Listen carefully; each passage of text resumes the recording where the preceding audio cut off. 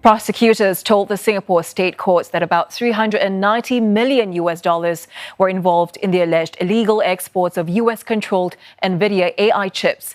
Singaporeans Alan Wei, 48, and Aaron Woon, 40, as well as 51-year-old Chinese national Li Ming were charged for fraud over the movement of these chips. They were offered bail of up to $1 million. Aslam Shah with more.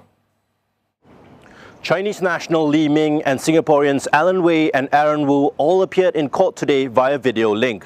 While Li's lawyers did not object the bail amount of 1 million Singapore dollars, the others protested the high amounts. Now, bail conditions that could apply include electronic tagging and not being able to visit immigration checkpoints. The men were allegedly involved in the procurement of servers from Dell and Supermicro. These servers contain chips that are highly valuable and powerful, used in AI and machine learning. The chips are only allowed to be shipped to certain destinations, but instead they were allegedly sent to other destinations, which breaches US export laws. The trio have been charged with committing fraud by falsely representing where the servers would end up. The US export laws are there to restrict who can get access to certain advanced technologies. This is to prevent misuse for surveillance, military, and other potentially harmful purposes. The three men will have their cases heard in court again in May. Commenting on the Nvidia case at an event, the American Chamber of Commerce says Singapore has acted swiftly in arresting the suspects. This reaffirms the strong relationship that it shares with the US. So I think that signal, what Singapore has done, reaffirms and sends a strong signal of the US-Singapore relationship. But that kind of techno-nationalism, this industrial policy and managing where technology and its components ends up around the world is not changing. That's not going away, and it's going to create challenges for corporates and for governments in the years ahead. And for more insights, we're now joined by Alex Capri, Adjunct Senior Lecturer at the NUS School of Business. He's also author of Techno-nationalism, How is Reshaping Trade, Geopolitics and Society. Professor Capri, thanks so much for joining us tonight in the studio. First of all, explain to us the general challenges in enforcing export controls on advanced technologies such as AI chips. Well, first of all, they're very small. There are hundreds of billions of chips that are circulating around the world, but also supply chains have become very, very complex.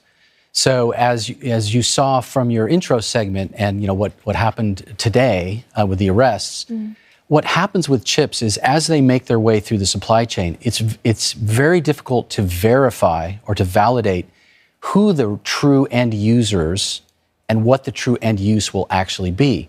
So, for example, a front company, for example, can be used. A third-party shipping address might be used. Things could be rerouted. And then what happened in this case is legitimate technology in the form of PCs or servers that have chips already embedded inside them can either be used, can be stripped down.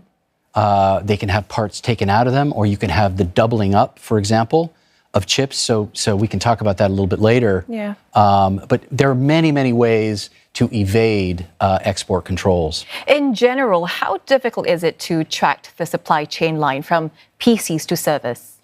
Again, unless you can achieve full transparency in the supply chain and you can really determine exactly where that piece of technology is in its final state, it's very, very difficult. Now, there are discussions and there are all kinds of explorations, and companies are investing a lot of money in tracking technology, sort of almost like an RFID kind of mini, very tiny piece of technology that can actually be embedded, for example, inside or on a chip, right? That carries with it other issues around privacy and surveillance and that type of thing. But those kinds of things are being explored right now. Earlier, you said that it is hard to detect the end user. So what happens if advanced AI chips fall into the hands of unauthorized entities? What are the potential implications of that? What are the risks involved here? Well, AI chips, and particularly advanced AI chips, are what are known as dual-use technology.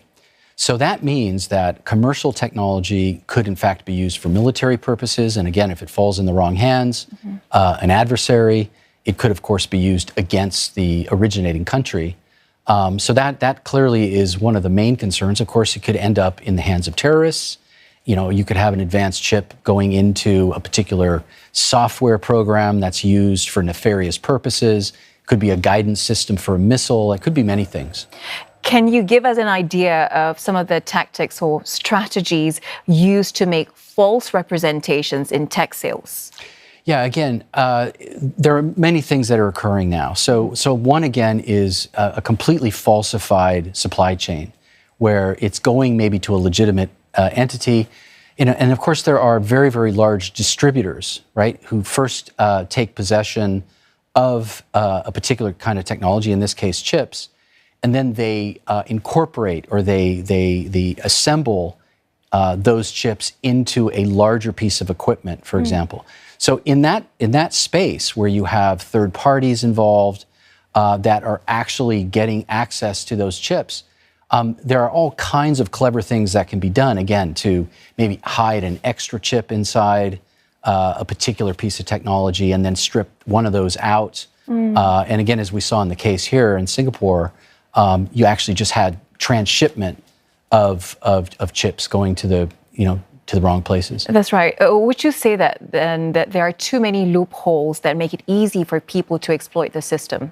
Well, I think there are two areas here, right? One are the smuggling and the black market and the illegal things that we see happening. The other is the legal workarounds that exist with export controls. So, for example, in the States, before an export control is actually executed or implemented, there's quite a long period of time when the government announces its intention to put something under an export control, and then there's a public process whereby the trading public can comment. But during that time frame, when companies know that there could be controls coming down the road, they can stockpile chips, right? They can buy huge amounts of chips and just literally buy a year or 2 years supply of them, right? So that's one issue that some have commented on the export control process itself, right? And then, of course, as we discussed just now, there's the illegal, sort of the smuggling aspect of it as well. So stockpiling of chips and the illegal smuggling of these items. So does that mean that to build a solid case against someone who exploits the system, evidence will most likely need to come from an insider or a whistleblower? Well, whistleblowers historically have had a big role to play in export control cases. There's no question about it. Because again, the more complex supply chains get, the more third parties get involved, including logistics suppliers, right? So the distributors, the logistics suppliers, the second and third tier suppliers as well, all of them could somehow interdict and somehow become involved in foul play, if you will. All right, Mr. Capri, thank you so much for coming in to speak with us about this. That was Alex Capri from the NUS Business School.